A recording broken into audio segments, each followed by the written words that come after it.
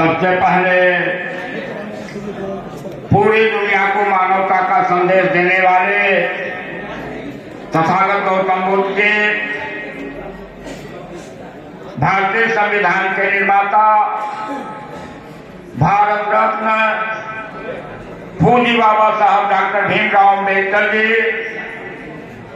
व बहुजन समाज पार्टी के संस्थापक बहुजन नायक जननायक मानवर कांशीराम साहब के चरणों में श्रद्धा का सुमन अर्पित करते हुए आज जिस महापुरुष की जयंती मनाई जा रही है, मानवर कांशीराम साहब के इसकी अध्यक्षता कर रहे सम्मानित अध्यक्ष महोदय, इस कार्यक्रम में उपस्थित इस कार्यक्रम के मुख्य अतिथि खुसूसी मेहमान हरदिल अजीज पूर्व विधान परिषद सदस्य और कई मंडलों को देखते हुए वर्तमान में बस्ती मंडल, देवीपाटन मंडल और अलीगढ़ मंडल के जोन इंचार्ज आदरणीय नौशाद अली जी इस कार्यक्रम में उपस्थित मुख्य मंडल प्रभारी जो संचालन का काम कर रहे धनदेव प्रदर्शी जी, मुख्य मंडल प्रभारी बस्ती मंडल आदरणीय सीताराम शास्त्री जी, विधान परिषद सदस्य आदरणीय लालचंद निषाद जी, जिला अध्यक्ष बस्ती मानवर जय हिंद गौतम जी, जिला प्रभारी बस्ती मानवर संजय घुसिया जी, जिला प्रभारी बस्ती मानवर राजेंद्र कुमार जी, जिला प्रभारी सिद्धार्थनगर मानवर रमेश गौतम जी, जिला प्रभारी सिद्धार्थनगर मानवर आशीष कुमार जी, जिला प्रभारी संत कबीर नगर मानवर अवनीश कुमार जी, जिला प्रभारी संत कबीर नगर मानवर अभिषेक भारती जी तथा नाम लोग तो बहुत समय लगेगा, मन पर बैठे सभी सम्मानित पदाधिकारी का, सामने बैठे सभी सम्मानित पदाधिकारी का व कार्यकर्ता साथियों, माताओं बहनों, साथियों, अभी हमारे तमाम साथी मानवर साहब के व्यक्तित्व और कृतित्व पर अपने ख्यालात को रखे। मानवर कांशीराम साहब के व्यक्तित्व और कृतित्व पे अगर प्रकाश डाला जाए तो कई घंटे समय चाहिए, लेकिन इस चिलचिलाती धूप में हमारे तमाम साथी जितना अंदर है उससे ज्यादा बाहर है, परेशान है। इस नाते में ज्यादा समय न लेते हुए शॉर्ट में मानवर कांशीराम साहब के व्यक्तित्व और कृतित्व में अपनी बात को रखना चाहता हूं। मानवर कांशीराम साहब का जन्म 1934 में पंजाब प्रांत के रोपड़ जिला खवारपुर गांव है, लेकिन उनका जन्म बोगी साहब जो उनका ननिहाल था, बोगी साहब जो उनका ननिहाल था, पहले वहां ये प्रचलन थी कि पहला लड़का अगर होता है रमदसिया सिख में अगर पहला लड़का होता तो ननिहाल में होता है। क्योंकि साहब रहने वाले खवारपुर के गांव थे और उनका जन्म जब होना था उनकी माँ मायके गई, बोगी साहब उनका मायका था, इस नाते साहब का जन्म बोगी साहब में हुआ। तो साथियों, मानवर कांशीराम साहब पढ़ने में बहुत तेज और मानवर कांशीराम साहब हाई स्कूल टॉप किए, इंटर टॉप किए। लोग फर्स्ट आते हैं, सेकंड आते हैं, या फर्स्ट रैंक आता है, सेकंड रैंक आता है, लेकिन कांशीराम साहब हमेशा टॉप पाते थे। कांशीराम साहब आईएएस की डिग्री हासिल किए थे और भाभानुसंधान केंद्र में एडिशनल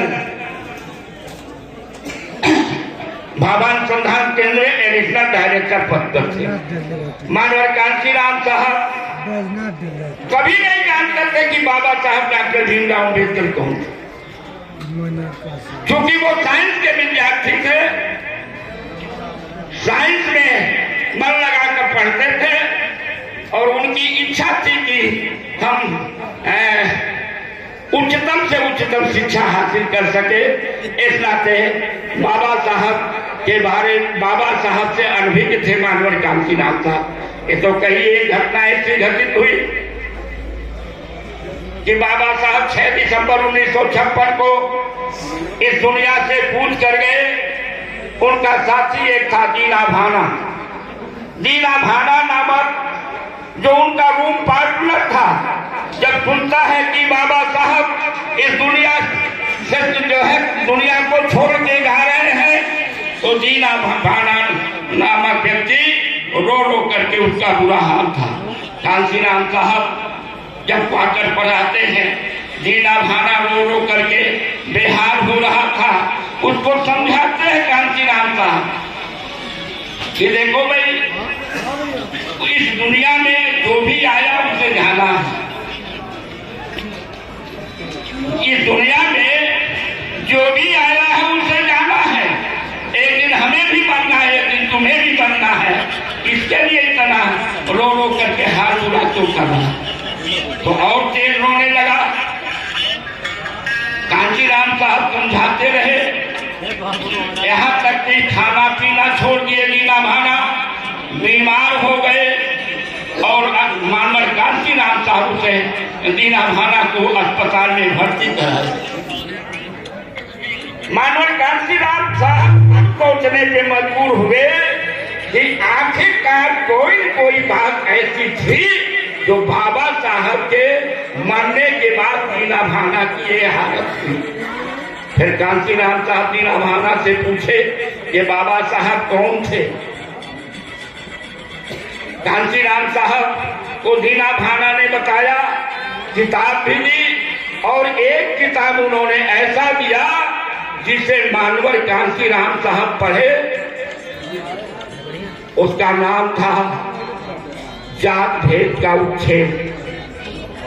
उस किताब का नाम था जात भेद का उच्छेद। उसे कई बार पढ़े कांशीराम साहब और तब जाकर के उन्हें लगा कि हमारे यहाँ 85% लोग जो लाचार हैं, गुलाम हैं, जिनकी तादाद इस मुल्क में 85% है और जिनको बाबा साहब ने अधिकार दिया है, सरकारें वोट के बदौलत बनती है और जिनके पास 85% तादाद हो, वह जो है सत्ता में घुस नहीं पा रहा है। तब उन्होंने जो है बाम से बनाया। मानवर कांशीराम साहब जानते थे कि किसी राजनीति को आगे बढ़ाने से पहले गैर राजनीतिक संगठन होना चाहिए, क्योंकि कहा गया है बगैर गैर राजनीतिक संगठन के राजनीति सफल नहीं होगी। मानवर कांशीराम साहब ने बाम से बनाया, बाम कर्मचारियों का संगठन बाम से बनाया, क्योंकि सत्ता हासिल करने के लिए, राजनीति के लिए धन चाहिए, पैसा चाहिए, समय चाहिए। ये 3 चीजें जरूरी है और ये तीनों चीज हमारे समाज के पास नहीं थी, क्योंकि हमारा समाज कबेरा था, मजदूर था, श्रमिक था। अगर मेहनत न करता, मजदूरी न करता, तो बच्चों का पालन पोषण नहीं कर सकता। अगर राजनीति में समय देता तो उसे मजदूरी नहीं मिलती। इस नाते हमारे समाज के पास न समय था, न पैसा था, तो मानवर कांशीराम साहब इस पे रिसर्च किए। मानवर कांशीराम साहब रिसर्च किए, तब उन्हें लगा कि हमारे समाज के पास ये तीनों चीज है। कहाँ है? जिन्हें समाज में उठने बैठने का अधिकार नहीं था, बाबा साहब डॉक्टर भीमराव अम्बेडकर 7 समंदर पार जा करके लंदन में अधिकार दिलवा करके आरक्षण के जरिए कुर्सी पे बैठकर नौकरी करने का अधिकार दिलवाया। अब उनके पास समय भी है, पैसा भी है और बुद्धि भी है। भाई पढ़ा लिखा ही तो कर्मचारी अधिकारी होगा, तो बुद्धि उसके पास है और 6 से 8 ही घंटा को ड्यूटी करेगा। 24 घंटे में 6 से 8 घंटा अगर ड्यूटी करता है, 16 घंटा उसके पास समय है। पैसा कर्मचारी है, उसको जो है सैलरी मिलती है। तो उन्हें पता चला कि तीनों चीज कर्मचारी अधिकारी के पास है। तब कर्मचारियों अधिकारियों का संगठन बाम से बनाया, the all India backward and minority community federation नाम की संस्था बाम से बना। फिर कांशीराम साहब पूछे कि हमारा समाज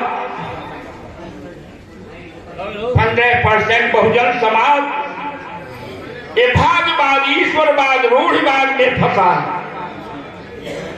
भाग्यवाद, ईश्वरवाद, रूढ़िवाद में फंसा है और जब तक ये भाग्यवाद, ईश्वरवाद, रूढ़िवाद से अलग नहीं हटेगा तब तक वह शासक नहीं बन सकता।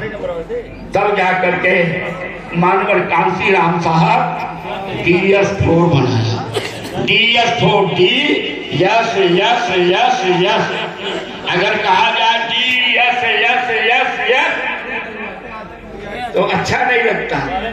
कांशीराम साहब क्योंकि साइंस के विद्यार्थी थे, इस नाते यस पर 4 की घात लगा दिए। डी लिखे और यस पर 4 की घात लगा दिए, जिसका मतलब DS4। दलित, डी से दलित, 1 यस का मतलब शोषित, 1 यस का मतलब समाज, 1 यस का मतलब संघर्ष और 1 यस का मतलब समिति। दलित, शोषित, समाज, संघर्ष, समिति दूसरा संगठन बना। ये 2 संगठन बन गया। तब मानवर कांशीराम साहब ने तीसरा संगठन बनाया। क्यों बनाया है? मानवर कांशीराम साहब तीसरा संगठन बहुजन समाज पार्टी बनाए। इस नाते नहीं बनाए बहुजन समाज पार्टी कि हम इससे सत्ता हासिल करेंगे। इस नाते बनाए कि जो भी बाम से का काम है, कि जो DS4 का काम है, वो सही ढंग से चल रहा है कि नहीं चल रहा है, उसका आकलन करने के लिए मानवर कांशीराम साहब ने बहुजन समाज पार्टी बनाई। इस नाते कहा जाता है कि बहुजन समाज पार्टी केवल पार्टी नहीं है, बल्कि बहुजन समाज पार्टी एक मूवमेंट है, एक विचारधारा है। ये कुर्सी हासिल करने के लिए नहीं, बल्कि इसका उद्देश्य है सामाजिक परिवर्तन और आर्थिक मुक्ति। और बहुजन समाज पार्टी सामाजिक परिवर्तन और आर्थिक मुक्ति के लिए सतत प्रयास रही और उन्होंने करके दिखाया। हमारे बीच में तमाम बुजुर्ग लोग बैठे। जब बहुजन समाज पार्टी नहीं बनी थी, हमारे लोगों की हालात थी कि हम अपने घर पे अपनी कमाई की अपनी चारपाई पे नहीं बैठ सकते थे। गलत कह रहा हूं? बोलिए भाई। इसी नाते बाबा साहब ने भी कहा था, बाबा साहब ने भी कहा था कि गरीबी से ज्यादा सामाजिक बेइज्जती खटकती है। गरीब होना उतना नहीं खटकता। आपके पास अकूत धन दौलत हो, नौकर चाकर हो, गाड़ी घोड़ा बंगला कार हो, जाति आधार पे बेइज्जत कर दिया जाए तो ये गाड़ी घोड़ा बंगला कार सब बेकार। तो ये बहुजन समाज पार्टी सामाजिक परिवर्तन चाहती है। और बहुत से लोग कहते हैं, अभी हमारे साथी कह रहे थे कि लोग कहते हैं बहुजन समाज पार्टी तो खत्म हो गई।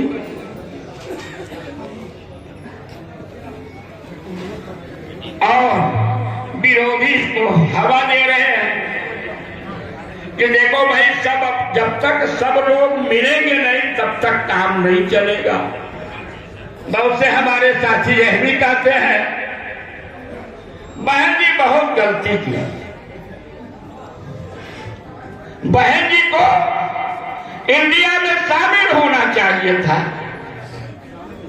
बहुत से साथी यह भी कहते हैं इंडिया की पहली बैठक जो है पटना में हुई, उस समय ये पटेल जी थे, क्या नाम, जो इंडिया का शुरुआत किए, अरे जो मुख्यमंत्री है बिहार, नीतीश कुमार। नीतीश। हाँ, तो ये उस समय थे। पहली बैठक पटना में बुलाई गई, बहन जी को नहीं बुलाया गया। दूसरी बैठक बॉम्बे में बुलाई गई, बहन जी को नहीं बुलाया गया। तीसरी बैठक दिल्ली में बुलाई गई, बहन जी को नहीं बुलाया गया। अब आप बताओ भाई, आपको निमंत्रण न दिया जाए तो क्या आप वहां जाएंगे? बोलिए भाई, क्या बहन जी का इसमें दोष है? लेकिन राजनीतिक विश्लेषक जब विश्लेषण करना शुरू कर दिए तब विश्लेषक लोग कहे जब तक जो है मोदी के बराबर का चेहरा नहीं लाया जाएगा तो बीजेपी को हटाना नामुमकिन होगा। अब आप बताओ भाई, मोदी को ढकने के लिए ममता का चेहरा है? क्या तेजस्वी यादव का चेहरा है? बोलिए भाई, क्या अखिलेश यादव ढक सकते हैं?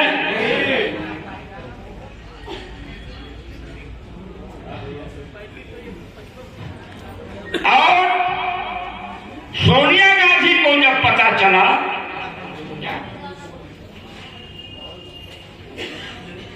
जब उनको राजनीति विश्लेषक लोग बताना शुरू किए तो सोनिया गांधी ने कहा कि मैं सुश्री बहन मायावती जी से मिलूंगी, उनका पैर पकड़ लूंगी, उन्हें शामिल कराऊंगी।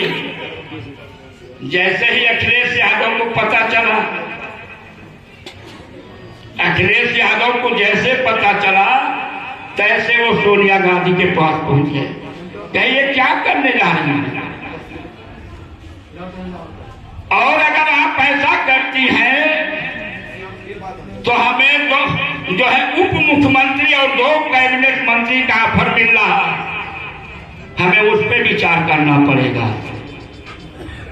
राहुल गांधी भी पहुंचे, राहुल गांधी कहे कि हम अमेठी से चुनाव नहीं लड़ेंगे। प्रियंका गांधी कही कि हम संगठन से इस्तीफा दे देंगे।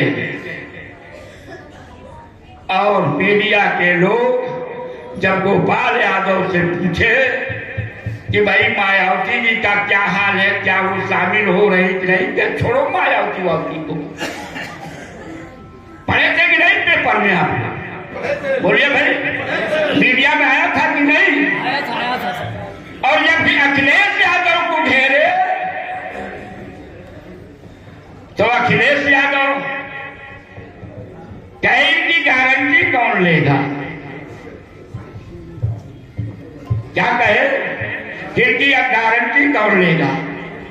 साथियों, ऐसे में जो बिहार के मुख्यमंत्री हैं वह सोचे कि धोबी का कुत्ता न घर का न घाट का। अगर हम इस पचड़े में रहेंगे तो हमारी मुख्यमंत्री भी चली जाएगी और हम किसी काम के नहीं, वो पहले किनारा कस ली। तो बताइए भाई, बहन जी का दोष इसमें है? तब मजबूर हो करके बहन जी को ऐलान करना पड़ा। लेकिन साथियों, ये जो हालात पैदा हुआ अपने लोगों ने पैदा किया, पढ़े लिखे लोगों ने पैदा किया। पढ़े लिखे लोग गुमराह हुए। क्यों गुमराह हुए? एक ने कहा कि संविधान खतरे में है, लोकतंत्र खतरे में है, संविधान को बचाना है। एक ने कहा कि संविधान को खत्म कर दिया जाएगा, हिंदू राष्ट्र बनाया जाएगा। तो दूसरा कहा इससे कैसे चल सकता है, संविधान कैसे बदल दोगे, लोकतंत्र कैसे बदल दोगे। अब हमारे पढ़े लिखे लोग गुमराह हो गए, पढ़े लिखे लोग गुमराह हो गए कि पहले संविधान को बचाना है। जबकि बाबा साहब डॉक्टर भीमराव अम्बेडकर जब संविधान बनाए थे तो प्रस्तावना में भी नहीं उसकी व्यवस्था कर दिए हैं। कोई माई का लाल पैदा नहीं हुआ जो संविधान को बदल दे। संशोधन कर सकते हैं लेकिन बदल नहीं सकते। अब हमारे लोग किस पे विश्वास किए? जो धूल विरोधी संविधान, धूल विरोधी लोकतंत्र, ऐसे लोगों पे विश्वास किया। अरे भाई, यही तो कांग्रेस है। बाबा साहब डॉक्टर भीमराव अम्बेडकर को जब संविधान सभा में जाना था तो यही कांग्रेस के लोग पग पग पे रोए लटकाए। और इतना ही नहीं, बाबा साहब के खिलाफ, बाबा साहब के खिलाफ बाबा साहब के ही खास व्यक्ति कलेलोटकर को लाके खड़ा कर, और बाबा साहब हार गए। जमानत जब्त हो गई। और यही सरदार वल्लभ भाई पटेल कहे, अंबेडकर तेरे लिए सदन के दरवाजे क्या खिड़कियां भी बंद है, अब तू वहां नहीं पहुंच सकता। आज जिनके खिलाफ हमें भड़काया जाता है, जिनके खिलाफ बहुजन समाज को भड़काया जा रहा है, एक तरफ कह रहा है कि हिंदू राष्ट्र बनाएंगे और दूसरी तरफ कह रहा है बटोगे तो कटोगे। उसी समाज का व्यक्ति, मुस्लिम समाज का खुले जयपुर का रहने वाला जो सांसद था, उसने तुरंत इस्तीफा दिया। कहा अम्बेडकर, सदन में तेरा रहना जरूरी है, मेरा नहीं। तू रहेगा तो समाज के लिए कुछ करेगा। उसने इस्तीफा दिया, अपना पैसा लगाया और लग करके बाबा साहब को जिताया। जीतने के बाद भी यही कांग्रेस के लोग जानते हैं, जब भारत पाकिस्तान का बंटवारा हो रहा था, भारत पाकिस्तान का बंटवारा हो रहा था, तो ये शर्त थी कि बॉर्डर पे जो 50% आबादी वाला गांव होगा, जो हिंदू वाला होगा तो भारत में रहेगा, और मुस्लिम की आबादी 50% है, वो भी तो पाकिस्तान में जाएगा। जिस क्षेत्र से बाबा साहब विजयी हुए थे 42.8% हिंदू थे, लेकिन 42.8% हिंदू होने के बावजूद उसे पाकिस्तान में कर दिया गया। अब बाबा साहब कहां के सांसद हो गए? पाकिस्तान के। ध्यान से नहीं सुनना है का? बाबा साहब कहां के सांसद हो गए, पाकिस्तान के हो गए। बाबा साहब तुरंत लंदन पहुंचे, दबाव डलवाए तो दबाव डाला गया कि अंबेडकर पाकिस्तान में जाके क्या करेगा भाई। अरे भारत में रहता तो भारत के शोषितों वंचितों के लिए वह काम करता। तब जाकर के बाबा हुआ खुलना जैसो भारत में आया और बाबा साहब भारत के जो है सांसद बने और उन्हें संविधान लिखने का मौका मिला। ऐसे कांग्रेस पे विश्वास की जीते जी बाबा साहब को भारत रत्न की उपाधि नहीं दिया गया। दूसरा व्यक्ति, दूसरा सहयोगी जो था, जो कह रहा है कि कांशीराम साहब और बाबा साहब के नीति से मायावती भटक गई। जो बाबा साहब चाहते थे, कांशीराम चाहते थे, मायावती उससे भटक गई। अब बाबा साहब और कांशीराम साहब के मिशन को हम पूरा करेंगे। हमारे लोग विश्वास कर गए, भूल गए। बहन जी ने बाबा साहब के सामने अम्बेडकर पार्क बनवाया। ऐसी गड्ढा किसने कहा? बोलिए भाई।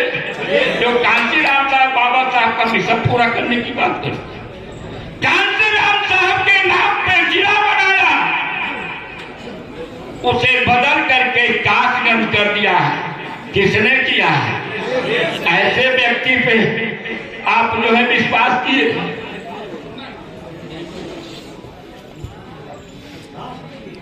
बहन जी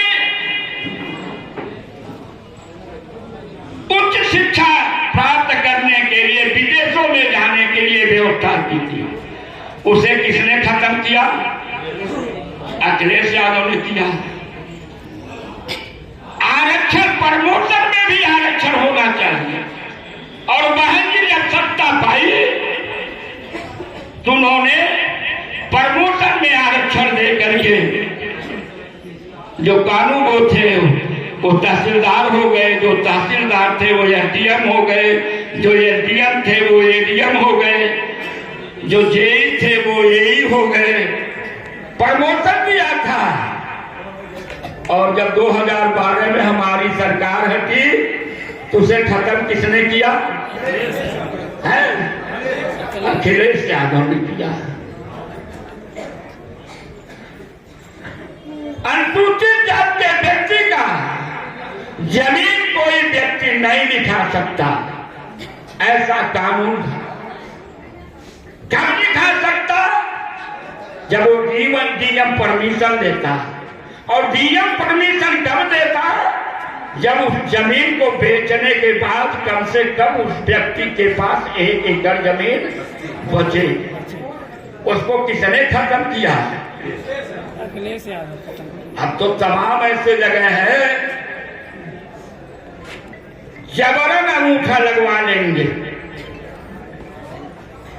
कौन बचाएगा? बहुजन समाज के लोग भी तरक्की करे। ठेकेदारी में भी 20% आरक्षण बहन जी ने दिया, उसको खत्म किसने किया? बोलो भाई। छात्र जो दूर के हैं, शहर में पढ़ना चाहते हैं, हॉस्टल बनवाया गया। उस हॉस्टल में 20% अपर कास्ट को किसने घुसाया? बोलिए भाई। ऐसे लोगों पे विश्वास।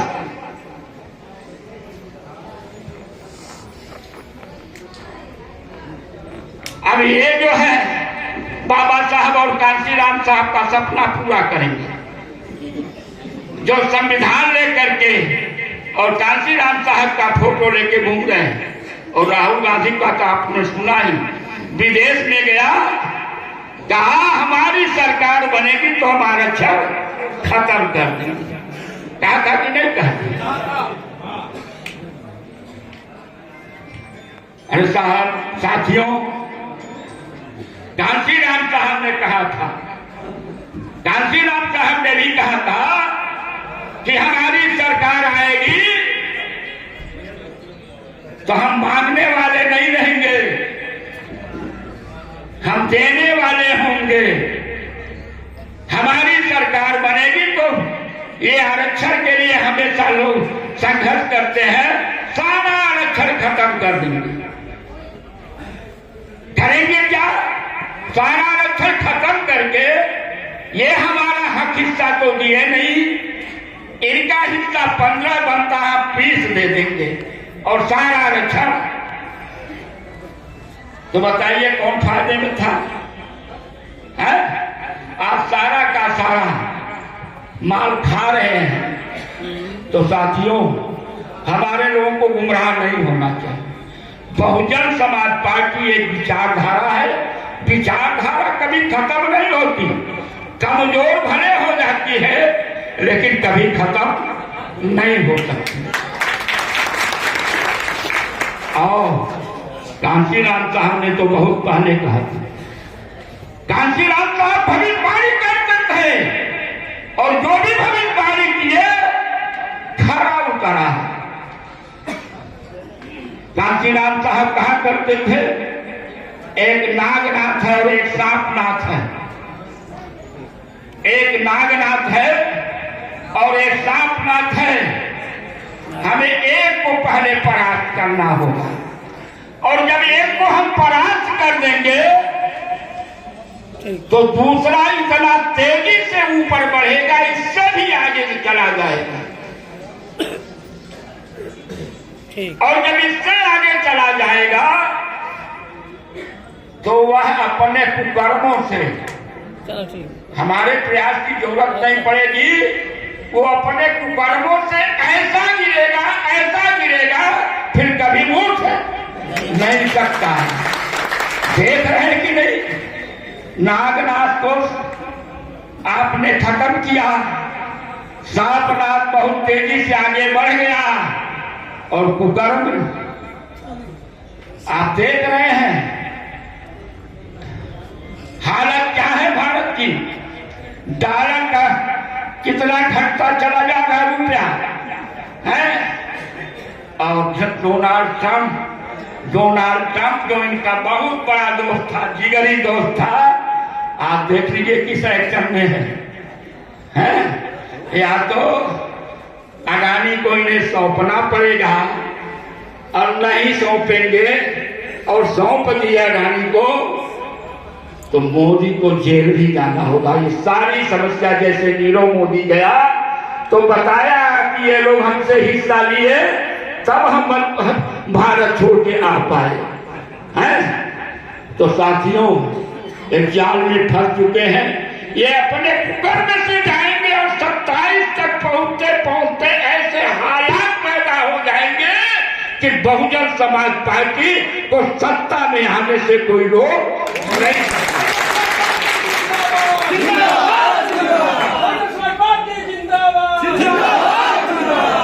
इस नाते साथियों, आज ये फ्री में राशन दे रहे हैं, 5 किलो राशन दे रहे हैं। कांशीराम साहब कहा करते थे, जो मुफ्त का खाता है वो कभी क्रांति नहीं कर सकता।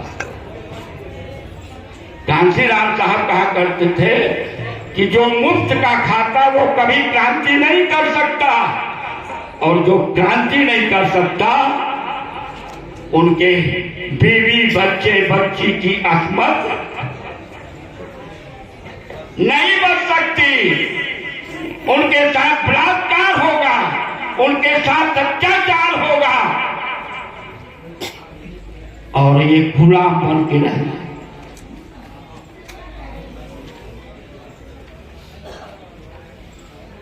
आज जो है ये फ्री में अनाज दे रहे हैं, लेकिन हकीकत क्या है? ये फ्री में अनाज नहीं दे रहे हैं। हम आपको बता दें, ये फ्री में अनाज दे रहे हैं। जो 5 किलो राशन आपको फ्री दे रहे हैं। आज हर घर में गैस से खाना बन रहा है, पहले चूल्हे से बनता था, आज हर घर में गैस से खाना बनता है। गैस सिलेंडर का दाम जानते हैं अंतरराष्ट्रीय मार्केट में कितना है? 350। और लिया कितना जा रहा है? बोलिए भाई। 1100 बता रहे हैं। 350 का गैस सिलेंडर आपको दे करके आपसे 1100 ले रहे हैं। कितना ज्यादा ले रहे हैं? बोलिए भाई। 750। 750 आपसे लेके 100 रुपए का अनाज फ्री दे रहे हैं, फ्री में आसान कर रहे हैं। बोलो भाई। आपसे 750 लेकर के 100 रुपए का राशन दे रहे हैं, एहसान कर रहे हैं। अब हमारे साथी इस पे खुश होते हैं, किसान लोग, कि भाई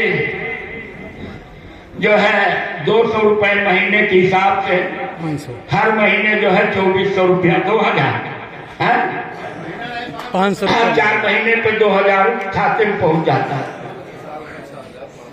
तो हम बता रहे हैं आपको, हर घर में मोटरसाइकिल है कि नहीं है?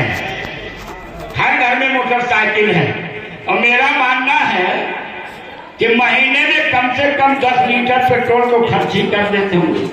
कर देते हैं, नहीं कर देते हैं? अंतरराष्ट्रीय मार्केट में पेट्रोल का दाम 25 रुपया है। कितना है? 25 रुपया है। और ले कितना रहे हैं आपसे?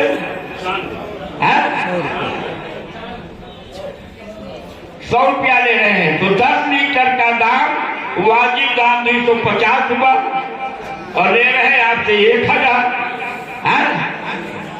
यानी 750 रुपया ले रहे हैं आपसे।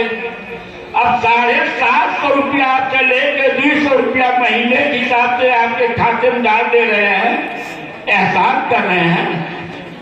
बोलो भाई। यह बातें आपको समझाना होगा। वहां ये जो बहन जी ने कैडर देने के लिए निर्देश दिया है, सेक्टर सेक्टर गांव गांव, इसे आपको बताना होगा। जिस दिन आप बता ले गए, मेरा दावा है, मेरा चैनल, ये कोई माई का लाल पैदा नहीं हुआ बहुजन समाज पार्टी की सरकार 2027 में बन। और उपलब्धि भी आपको बताना होगा बहन। थोड़ा सा बता दो उपलब्धि। बताइए सर। थोड़ा उपलब्धि बता दें। बताइए। अभी 2 बज रहा है।